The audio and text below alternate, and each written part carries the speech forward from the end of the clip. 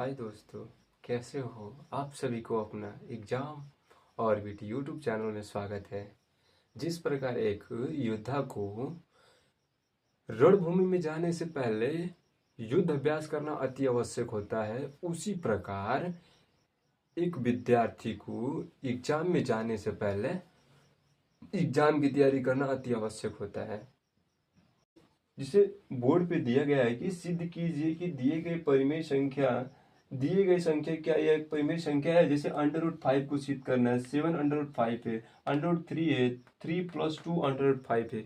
इन सभी को सिद्ध करना है कि क्या यह एक अपरिमेय संख्या है। अगर ये अपरिमेय संख्या है तो सिद्ध करके बताइए। सवाल भी यही कहा है कि यह एक अपरिमेय संख्या है तो सिद्ध करके दिखाइए। तो आज हम इसी को सिद्ध करेंगे, ठीक है। तो सबसे पहले हम √5 का निकलते हैं, बाकी सबको तो अभी तक के लिए मिटाते हैं अभी के लिए, ठीक है। √5 को आज हम सिद्ध करेंगे कि यह एक अपरिमेय संख्या है। सबसे पहले हम माना कि √5 एक परिमेय संख्या है। क्या? परिमेय संख्या है, परिमेय संख्या है। चूंकि √5 एक अपरिमेय संख्या है तो इसे हम p/q के रूप में लिख सकते हैं। तो √5 = p/q, जहां p और q एक धनात्मक पूर्णांक है। क्या? पूर्णांक है। तथा p और q का मौसम 1 और q = 0, यानी q का जो मान होगा 0 के बराबर नहीं होगा, ठीक है। तो √5 = p/q। अब क्या करेंगे कि हम इसको तिर्यक गुणा कर देंगे, यानी q√5 = p हो गया। अब क्या करेंगे, दोनों पक्षों का वर्ग करेंगे। दोनों पक्षों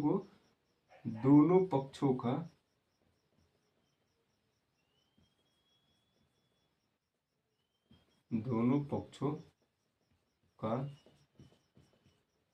वर्ग करने पर दोनों पक्षों का वर्ग कर देते हैं। q√5 का स्क्वायर = p का स्क्वायर। ये देखो q का स्क्वायर करेंगे तो q स्क्वायर हो जाएगा, √5 का स्क्वायर करेंगे तो 5 हो जाता है, ठीक है। इसको मान लेंगे समीकरण नंबर 1, ठीक है। अब क्या करेंगे, q स्क्वायर p का स्क्वायर बाई 5। अब देखो जो p स्क्वायर है 5 से विभाज्य है, देखो दिख रहा है कि नहीं दिख रहा है।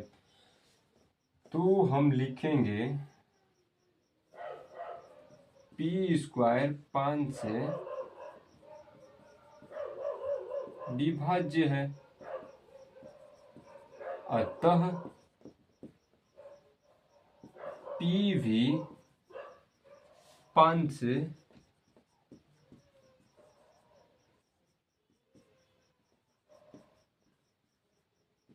विभाज्य होगा ना भाई, क्योंकि p स्क्वायर जब विभाज्य है 5 से तो कंपलसरी बात है, सिंपल सी बात है कि p स्क्वायर भी विभाज्य होगा, p भी 5 से विभाज्य होगा।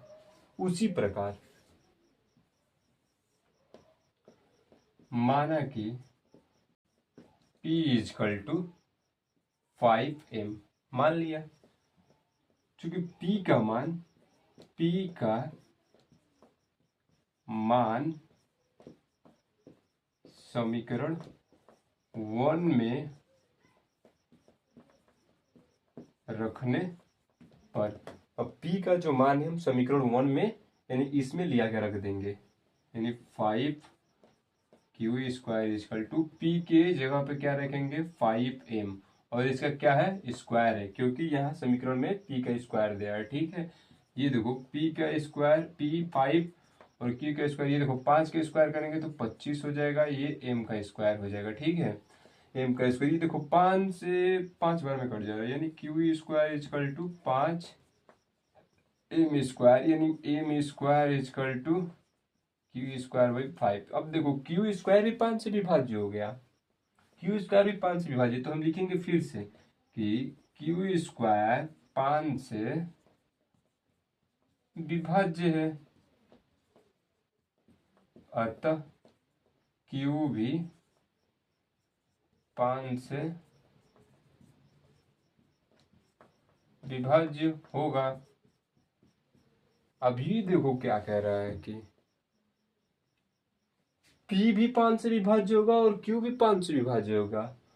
और यहाँ देखो, यहाँ कह रहा है कि P और Q का मौशो होगा 1 होगा, अर्थात ये ऐसे ही विरोधाभास उत्पन्न कर रहा है। तो हम लिखेंगे कि किया गया कल्पना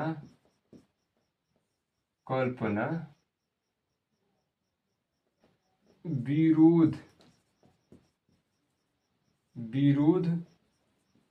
उत्पन्न कर रहा है, अतः √5 एक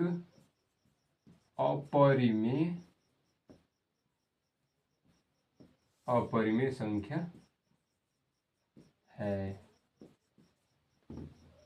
ठीक है, एक बार और देखते हैं।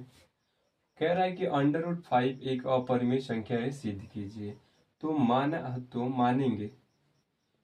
कि √5 एक परिमेय संख्या है। ठीक है, माना कि √5 एक परिमेय संख्या है। तो चूंकि परिमेय संख्या हो गई तो इसे हम p बाई क्यू के रूप में लिख सकते हैं। तो √5 equal to p by q, जहाँ p और q एक धनात्मक पूर्णांक है तथा p और q का जो मौसो होता है हमेशा 1 होता है, क्योंकि यह सभाज्य संख्या होती है, जहाँ q does not equal to 0। ठीक है, अब देखो ये लिख दिया हम। अब क्या करेंगे, तीर्य गुणा कर देंगे। तीर्य गुणा करने के बाद क्या हो जाएगा, ये क्यू स्क्वायर क्यू √5 हो जाएगा और ये p हो जाएगा।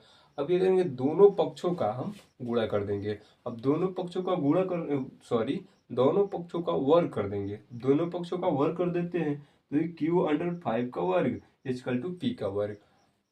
अब देखो ये जब q का वर्ग करेंगे तो q स्क्वायर हो जाएगा, चूंकि √5 का वर्ग करेंगे तो 5 हो जाता है। ठीक है, तो ये √5 को वर्ग करेंगे तो 5 इक्वल टू p का स्क्वायर करेंगे तो p का स्क्वायर ही होगा। ठीक है, अब जो q square equal to p square by 5।